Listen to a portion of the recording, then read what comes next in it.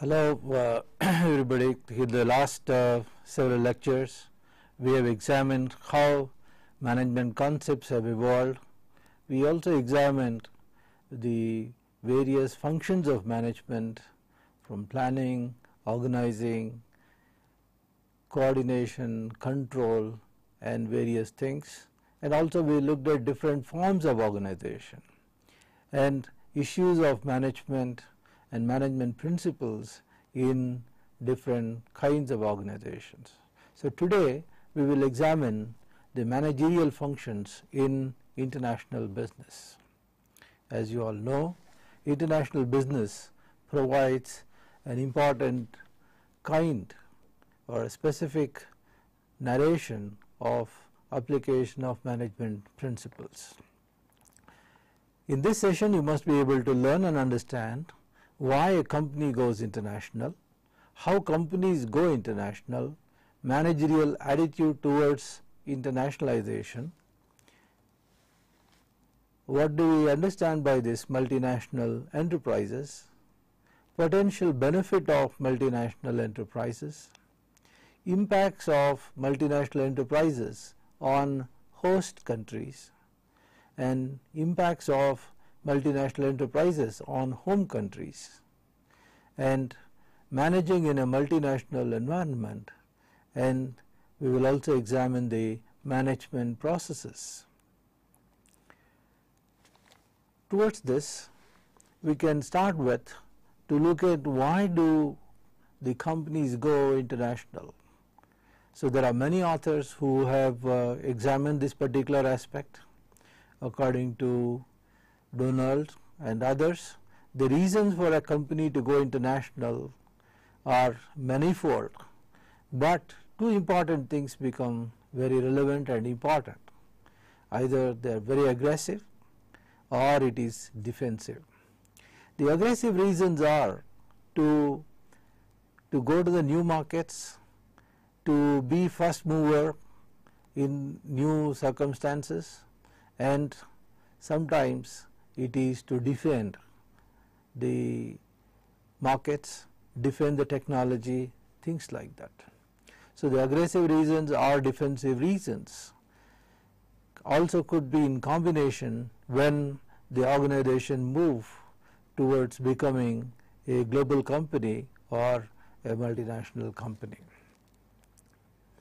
So if you look at in detail what these aggressive reasons could be, see, it is to support essentially an attempt to increase these profits, sales and markets. You look at the global companies, Gillette for example, or you look at the Coke, the Pepsi, the Pepsi. So many of these, they get into the newer markets and then they stabilize and then they go further aggressively to build the required growth, and that helps to ensure both profits, sales and the marketing.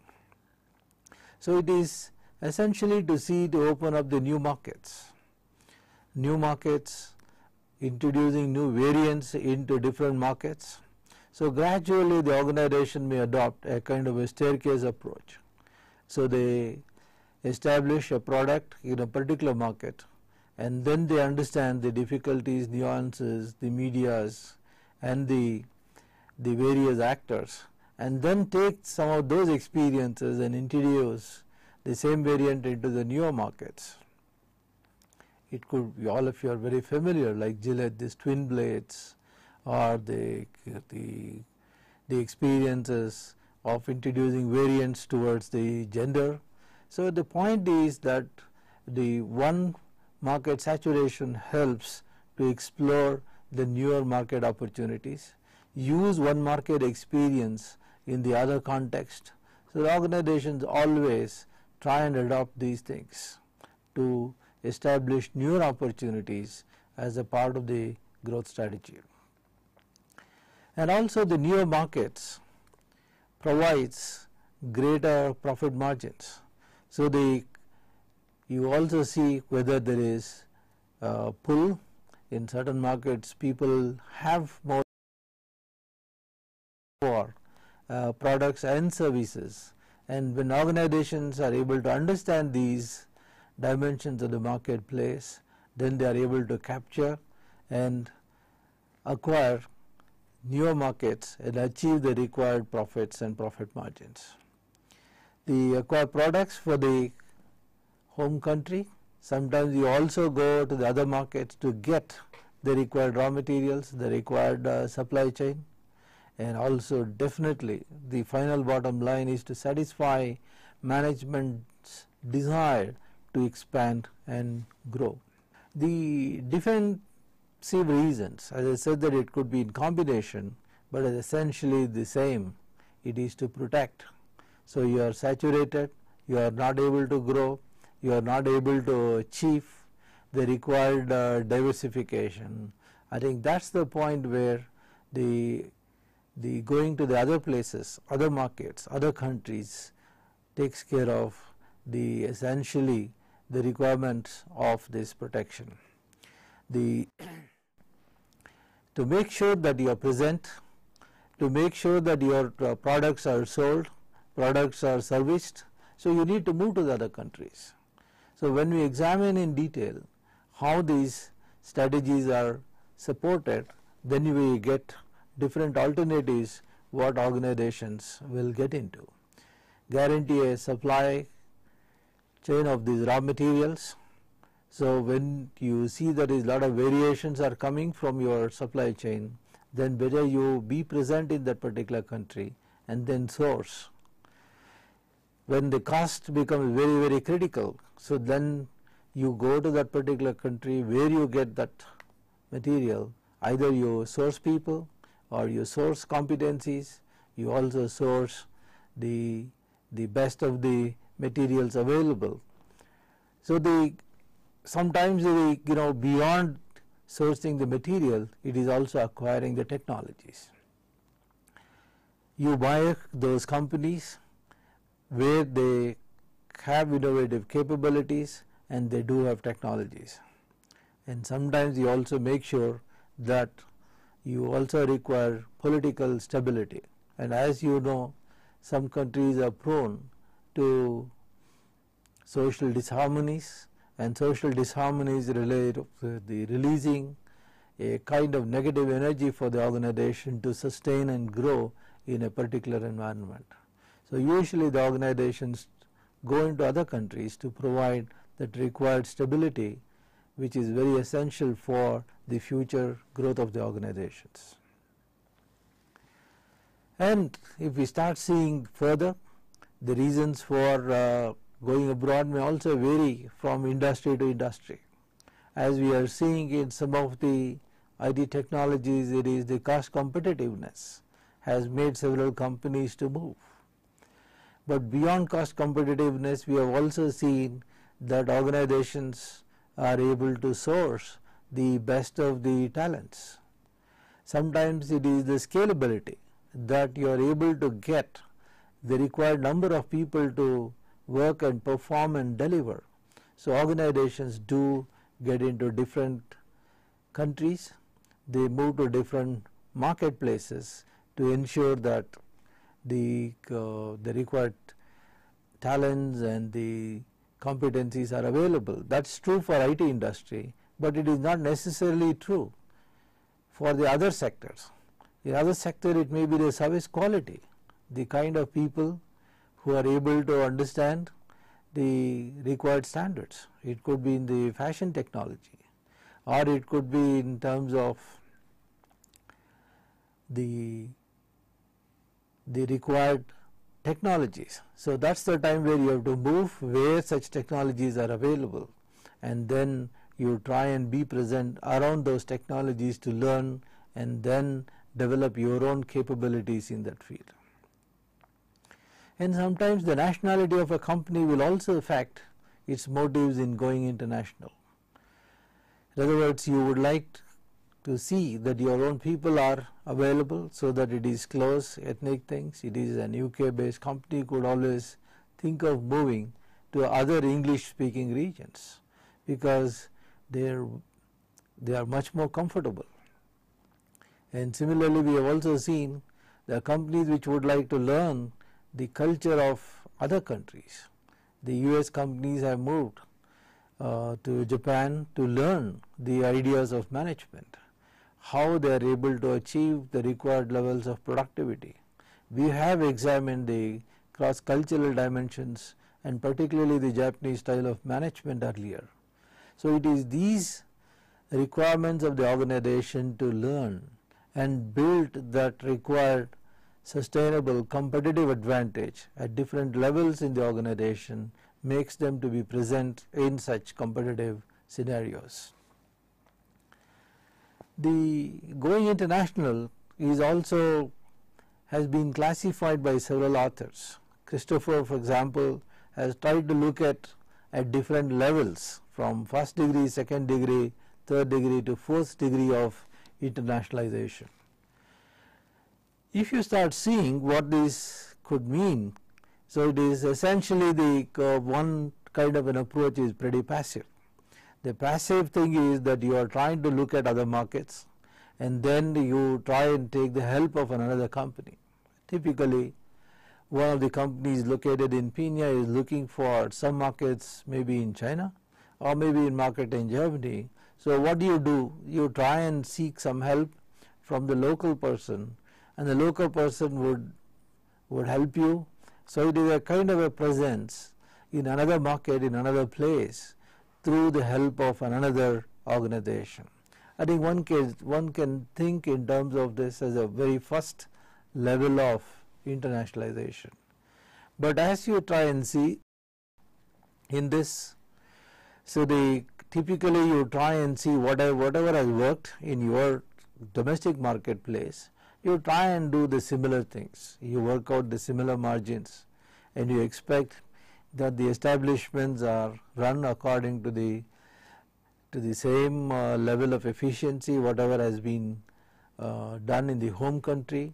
So you try and see what best could be done. So the focus is on the trading of goods and services.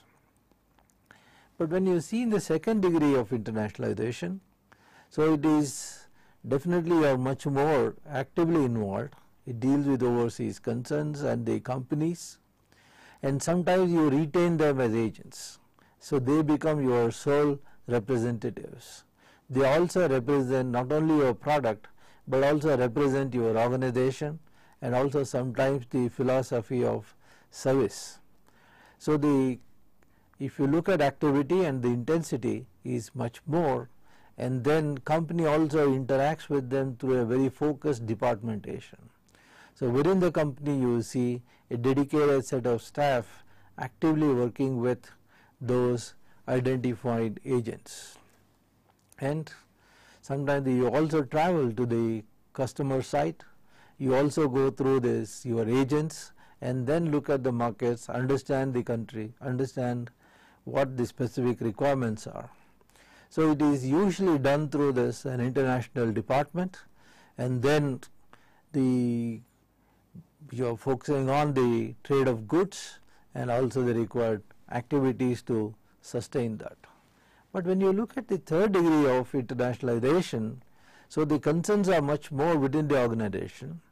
Already that there is a clear identifiable kind of an importance attached to that particular market or the product or the services in a newer context or in another country. So it is you are oriented to the domestic market and you are known in the domestic market, but you actively pursue the newer opportunities. So the firm will have a direct hand in both importing and exporting, and then you are trying to do this trading goods and services, but you will see that there is more permanency where managers are placed in that country.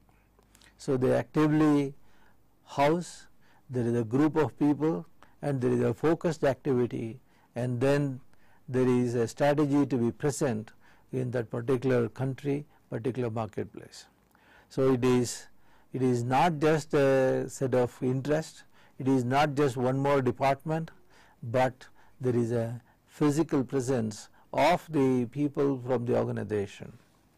and then they actively look at newer opportunities through that kind of a presence.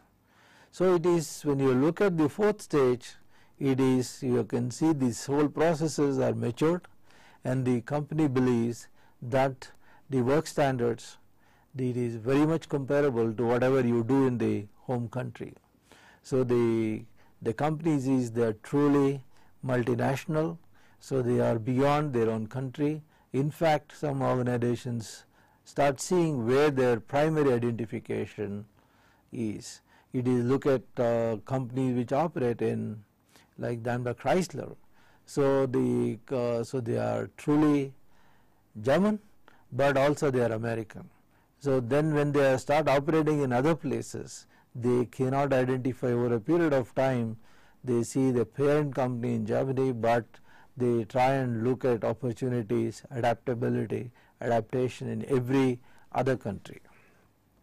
So the fourth degree of internationalization should be understood in terms of the organization reaches a level where they see their parent country or their home country also, but they have an active presence in any other place where the country persons are not able to differentiate with respect to their own local companies.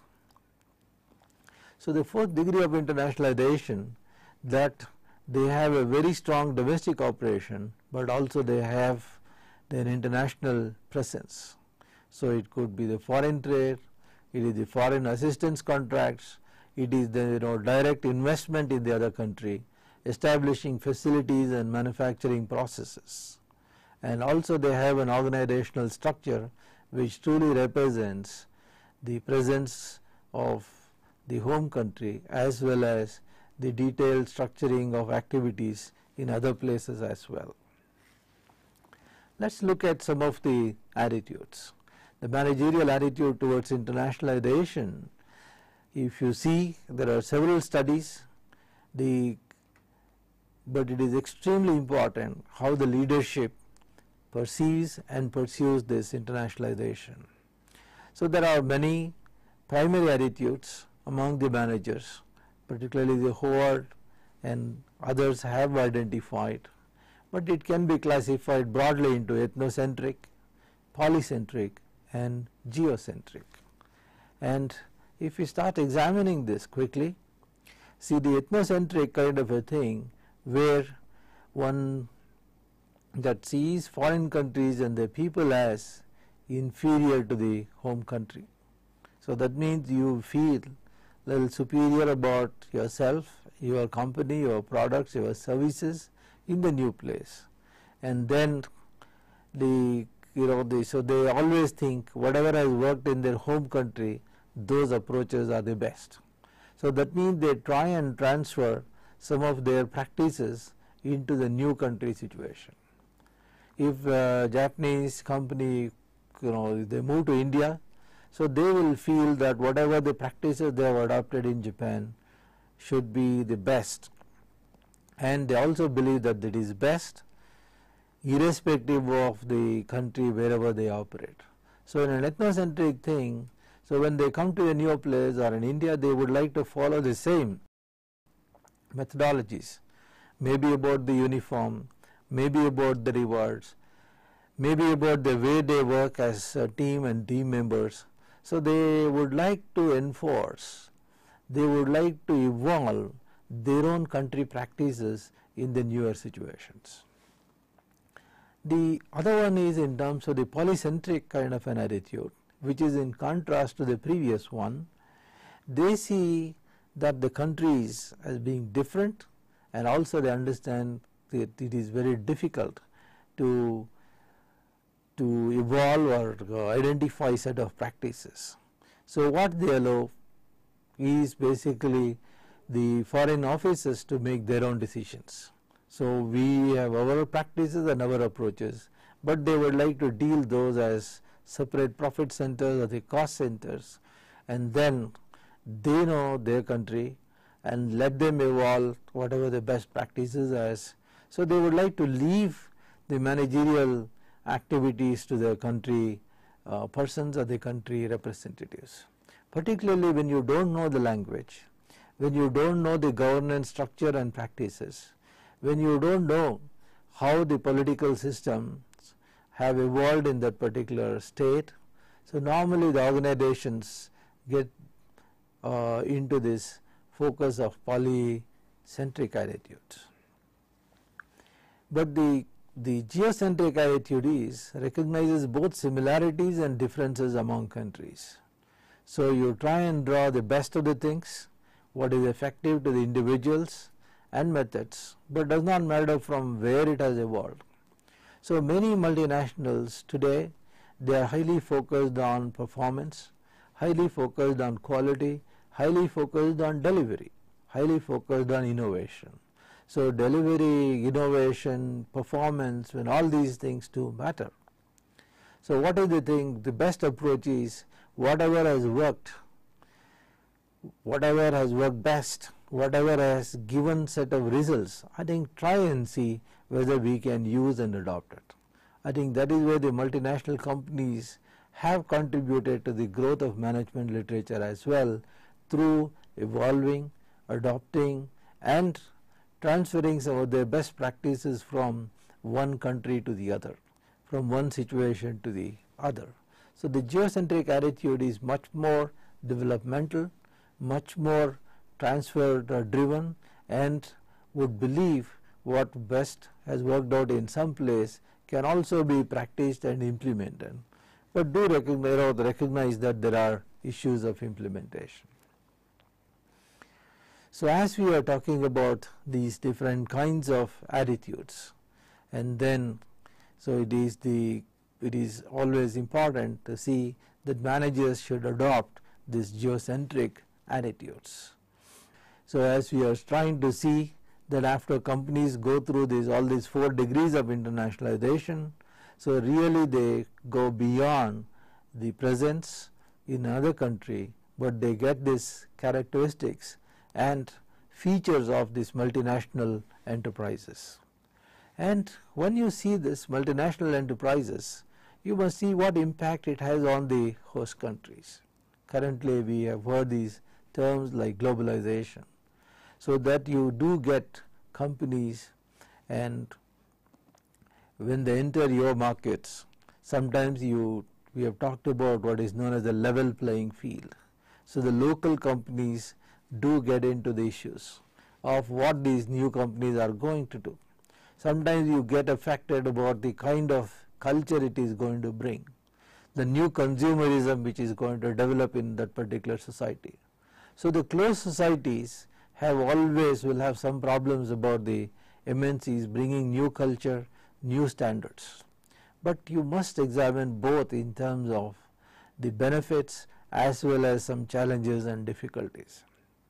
So you will see the transfer of capital, you get in terms of the investments, and the investments leading to newer opportunities, the technology, the skills and talents what they bring, and also the kind of risk taking.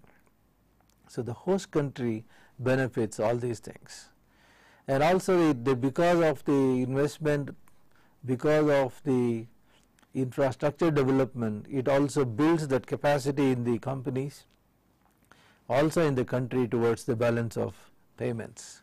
So that means they are able to import as well as they are able to export. Very clearly it creates local job and career opportunities, and then you will also see the improved competition in the local economy.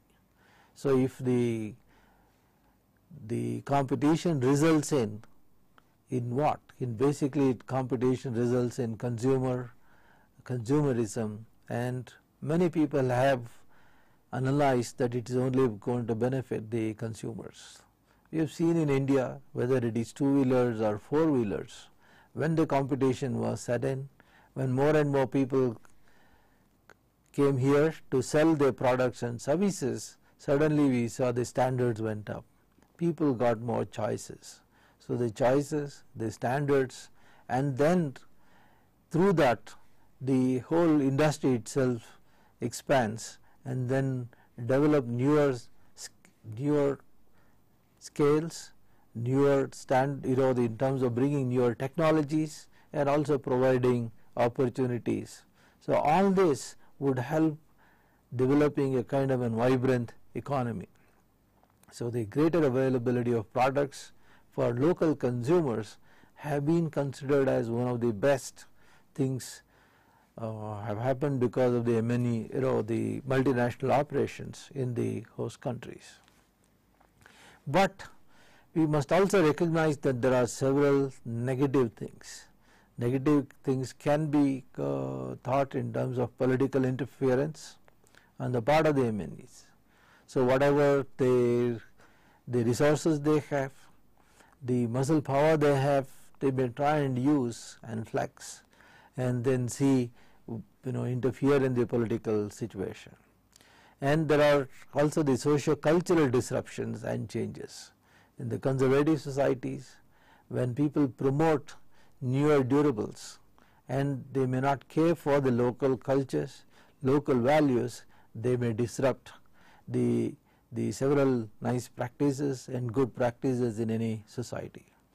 And then also many a times you also depend upon the decisions made in the other countries. If suddenly MNCs, the multinational enterprises, if they decide to withdraw from one place to or decide to move to the other place, the decisions are made somewhere else, but the job loss can create a chaos in a particular society or in a particular region or a place.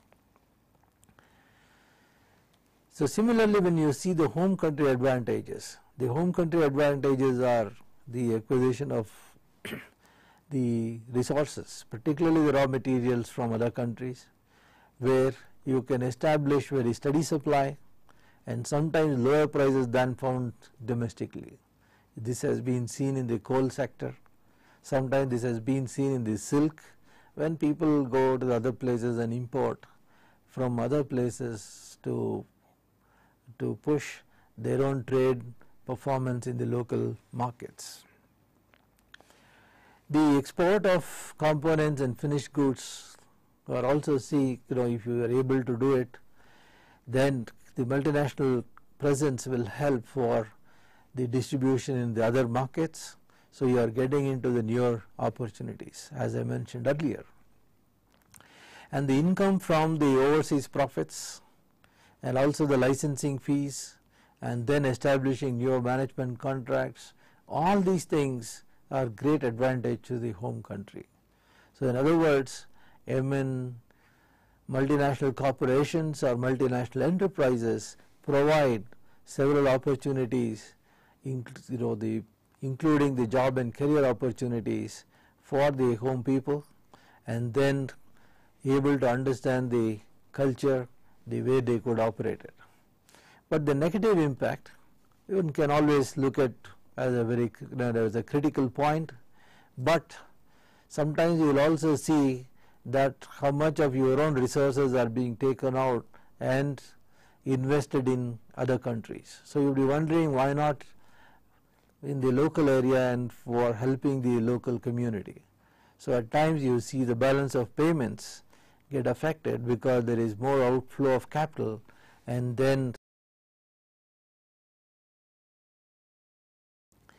sometimes it is also difficult to control and understand what exactly is their dealings and issues are, so compared to the domestic environment. So the companies operating in the domestic environment are much more controllable, but in a free trade situations it becomes extremely difficult to see and control, supervise these multinational enterprises.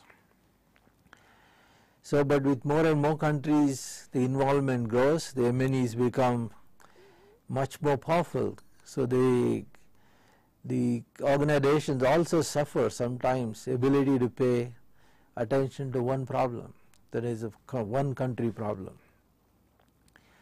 And if you also see the managing in a multinational environment, as you are establishing facilities in your location, you have to put lot of emphasis on learning local customs, local laws, local values and so on, unless you have managers who are sensitive to the diversities, who are able to respond to the cultural things, it becomes very problematic for the organization.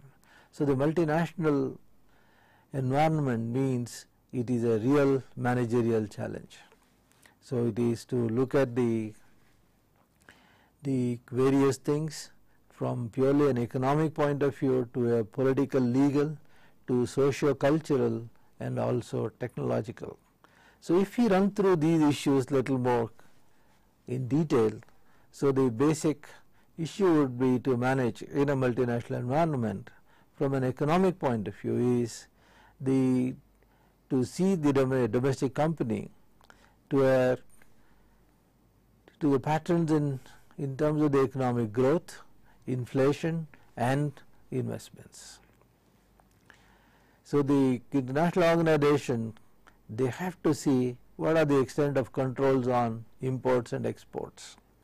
What is the issues and concerns of the host country and the home country about the foreign investments, and what about the repatriation of earnings? Are there any ceilings? Are there any controls? And as you run through these economic issues, one also need to examine in detail the political and legal dimensions. MNCs, MNEs, either enterprises or corporations, are mainly concerned with the stability of a foreign country's political system. So the leadership of that particular political system is extremely critical. So the economic and political philosophy of the group in office must be matching with the country's own orientation. In other words, MNCs can also get into issues with the local host countries. So that is where one need to sensitize the managers about the political as well as the legal system, the kind of justice system, the kind of compliance systems, the kind of punishment system, what is acceptable in your home country, is it also acceptable in other country? All these things must be understood carefully. It is issues about the gift, issues about the bribing, and many of these things can land people into real problems if it is not understood and implemented properly. And sometimes many people take this view, what is not acceptable in their own home country may be acceptable in other place. Certainly not. So one need to see very clearly sensitize the managers towards these issues. Both ends as well as means are important. So managing in a multinational environment, it is also to be seen in terms of what are the attitudes of powerful opposition groups, how they are integrated, and also in terms of the bureaucracy. Not only it is the political leadership, but also how the bureaucracy functions. Is it too time taking? Is it too rigid? It is too responsive, non-responsive. So many of these things need to be seen, both political as well as the governance structures. But when it comes to the socio-cultural dimensions, apart from economic and political things, so the business manager who deals in international dimension must, I think read these words, must learn to be aware and to adapt to potentially large number of diverse societies. Today you see the great advantage for a good global manager or a global business manager is to be present in typically different culturally diverse kind of an environment and then enjoy those diversity as well. But if you don't enjoy, but then if you have a negative orientation towards diversity, then it will also be a problem for the manager and for the organization. So what is formal, what is courtesy, what is gift, what is the respect, I think these do vary across the cultures, and then it is extremely important to see how society is organized. Many managers coming from other countries to India don't understand what is this caste system. How can by birth somebody's social strata can be defined. So similarly the ethnic groups, so they are not one is not in a comfortable position to understand unless you live and take part in many of the culturally cultural activities and culturally sensitive events, it is very difficult to appreciate. And similarly, the divide and the differences between the East and the West, and what color could mean, the dress code, all these things are important. And then, good manager is culturally sensitive, and managing in a multinational environment means this, the index where you really are able to understand the differences and also they appreciate these differences to the advantage of the corporation. Similarly, the technological sensitivity is another important thing. Managers must be aware that the advancement of technology, the implementation of the technology varies from one country to the other. Rural, agrarian kind of an economy like India requires sometimes the technology which is sustainable, which is energy efficient, which is cost competitive.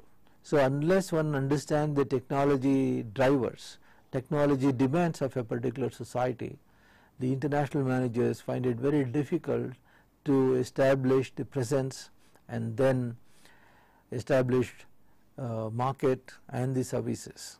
For example, when BMW was planning to come to India, like the car was priced anywhere between 35 to 70 lakhs, and several times it goes beyond a crore. So it is very difficult for the company to look at the market and the market opportunities. So then you have to understand the kind of people who can afford, and then whether you have to identify whether you are able to sustain such kind of an activities. So which is often difficult, and particularly when the new technologies are introduced, but which are outdated, and when it is brought to the other country, the country's home country technology people also can react to those things. So in other words, the management process need to be sensitive to all this, economic, political, cultural as well as technological.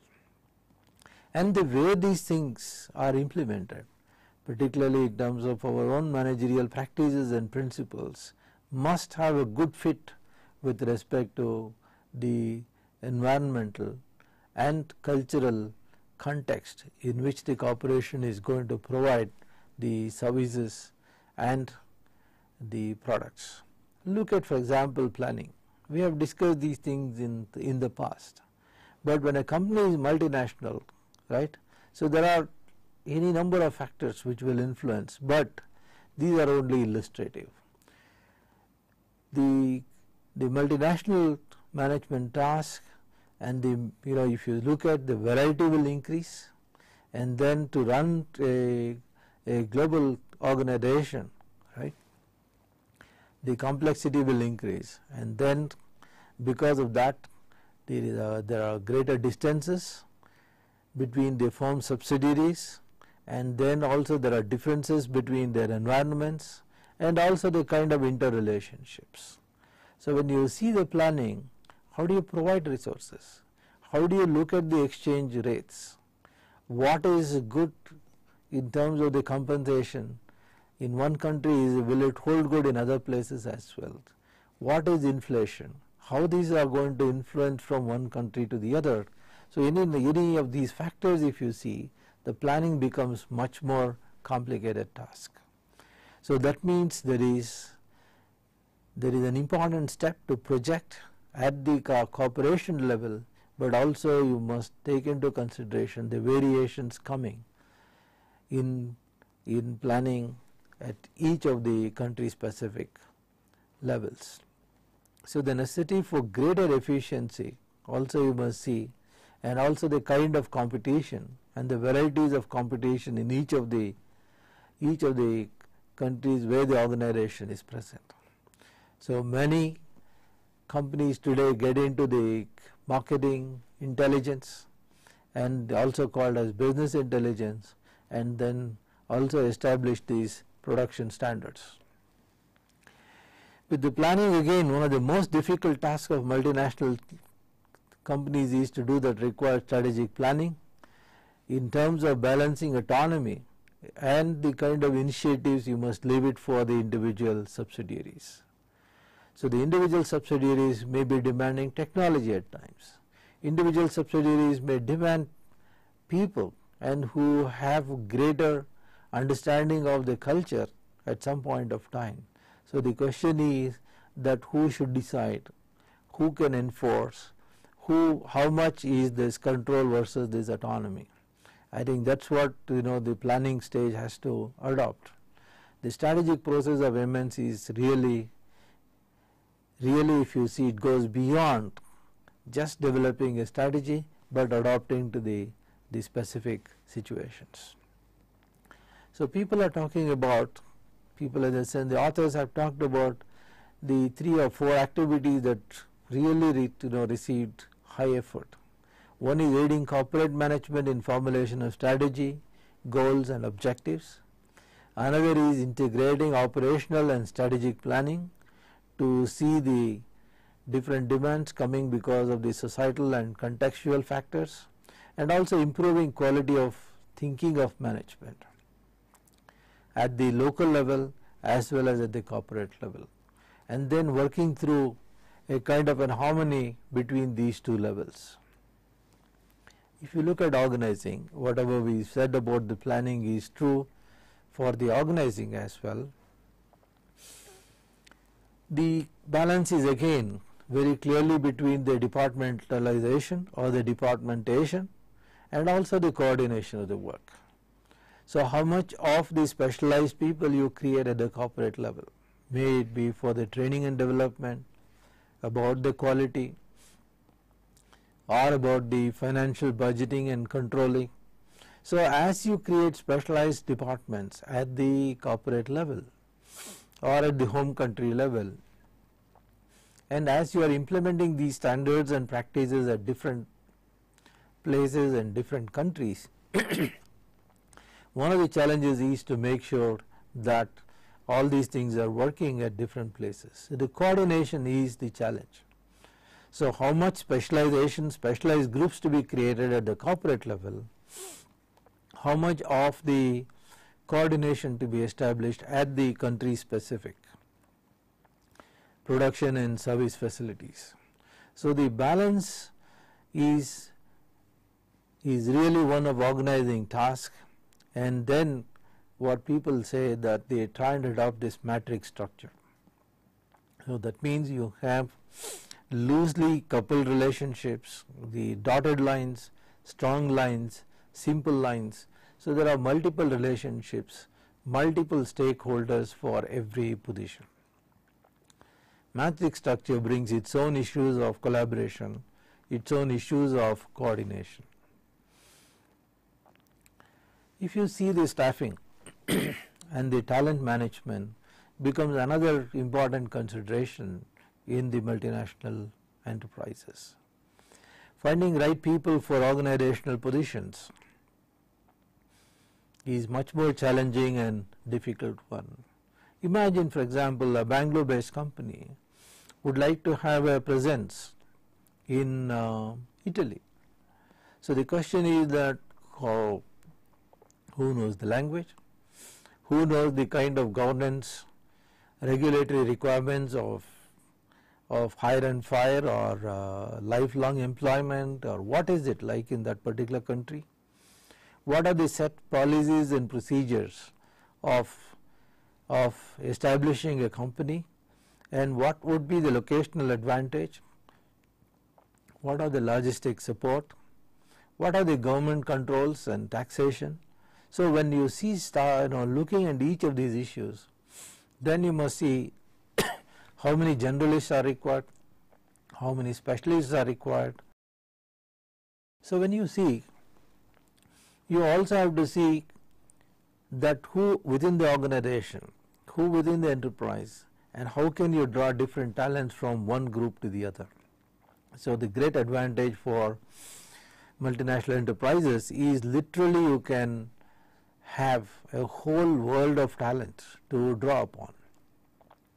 So it is a challenge at some point of time, but as the organizations grow, and then it also becomes an opportunity to draw seamlessly the talent available and also capture the new products and service in different countries.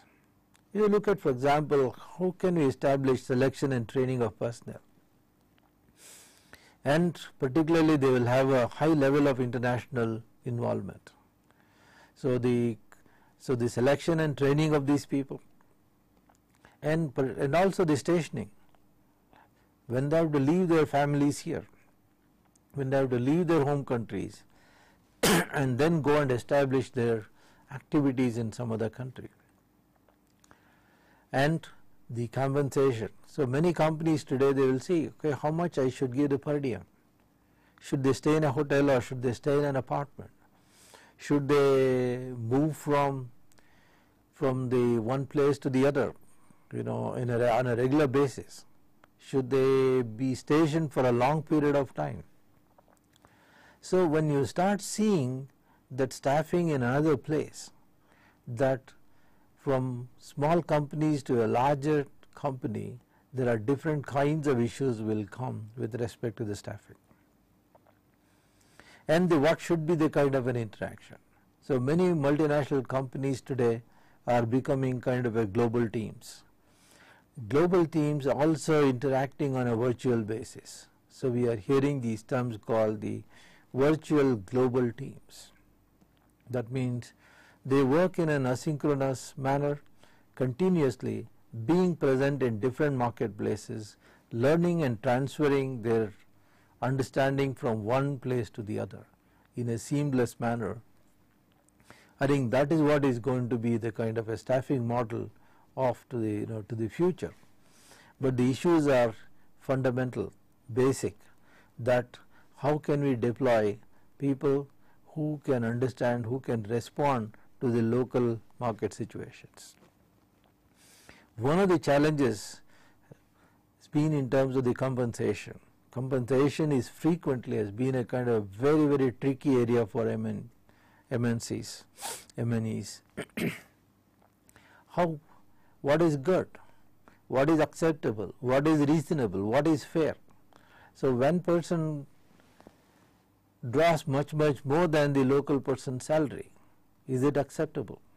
So the question is that you imagine that when we get an MNC person or from other developed country, so what should be his compensation package? So normally he would bring his compensation package of his home country, and then the local managers, how do they react?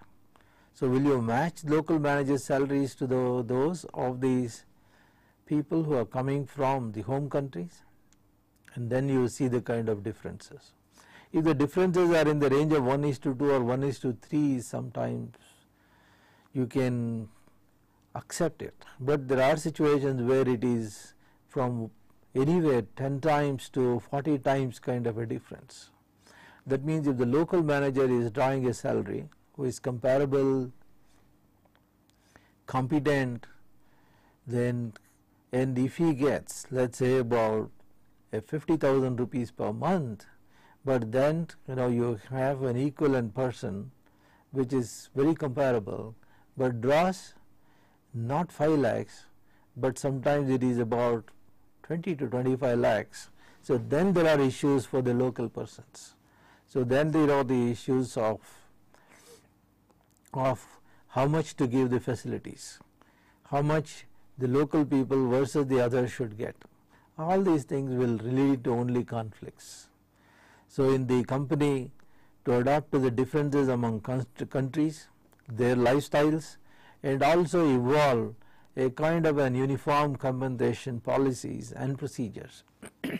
and particularly when you compare countries from very advanced, very developed to evolving, and also the poor, then it becomes much more challenging, and many a times what is practical, what could be the best, can only be evolved through through either force or through a kind of a passive acceptance of the people.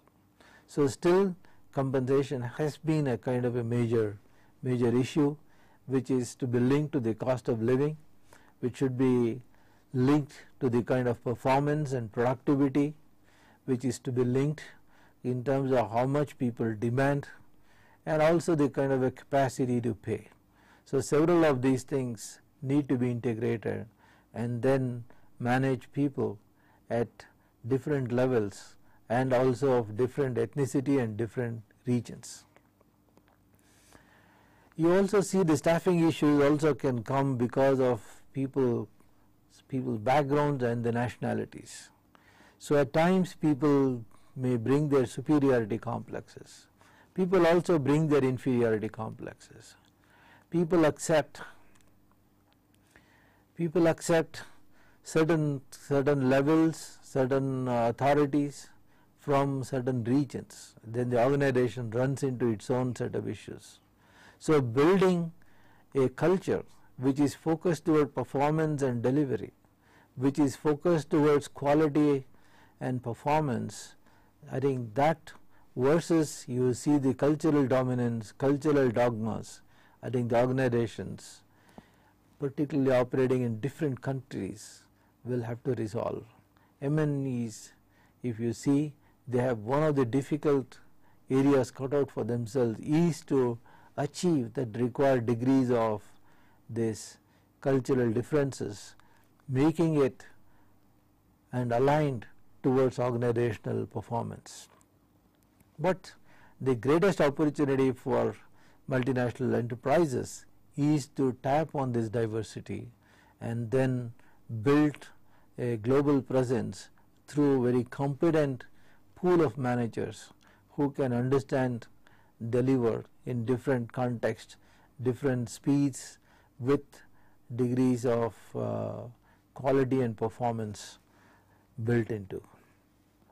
Particularly if you see controlling, the question is that really one should centralize every aspect of the management, or you make decisions only at the headquarters or leave the decisions to the local units. So many of the MNCs have seen that it could be very inefficient and sometimes it is also impractical. It is impossible to make all the decisions at the highest level. So how can you look at this control at different levels? So the decision making and control processes, if you see, necessarily have to be distributed between the company headquarters and the subsidiaries in each nation. So but there are factors that influence where decisions to be made. So one need to see what we have discussed in the past, the standardization and the tailoring of products and equipments to the local conditions. So what is the thing, whether you have to give one product to all places or to what extent you will take care of the local demands and the local pulls and pressures, and also the proficiency of overseas business unit management and degree of reliance on that management to deliver consistently to the expected corporate standards established by the headquarters, and also the how long and what is the size of this multinational enterprise and how long are you present as a multinational enterprise, so that you can have a pool of talent to understand and deliver, and the need for individual units to make sacrifices for the benefit of the international enterprise as a whole. So what is that capability of the local units, and then how can you involve and motivate all the local units to the global requirements and the standards. I think all this would definitely decide what needs to be the kind of a controlling process. So as you are seeing that as the multinational enterprises evolve from first degree to the second degree to the next level, then you see the complexities are also evolving. As complexities are evolving, the dimensions of the economic, the socio-cultural, the political, and the technological dimensions become much more relevant, and then organizations have to adopt principles and practices which are best suited what is workable in specific country situations. So that is what it is. We have seen so far at the various aspects of why do companies go international, and then how these companies go international in terms of products and services. We also looked at the managerial attitude towards internationalization, and what is desirable is to have the geocentric approaches, and then we have tried to see what are the potential benefits and what impact the MNCs have on the host countries, and then also the home countries, and very specifically what are some of the challenges of managing in a multinational environment and the kind of required the management or managerial processes. Overall, the multinational enterprises is an important tool in the context of globalization, and as we are trying to integrate ourselves into the global cultures, many multinational enterprises will operate in our country, and several of our companies we have seen, Infosys, Wipro, TCS, to several in the FMCG areas will go global, and they will have a global presence. And global management principles are different from what one can think of operating at the local level.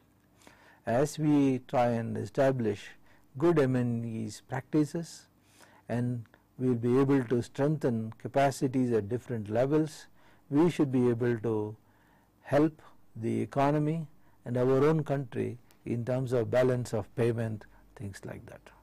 And definitely in the next session we will try and think about the concept and definition and channels of distribution, different distribution channels, consideration in channel planning, selecting channels of distribution, and the related things.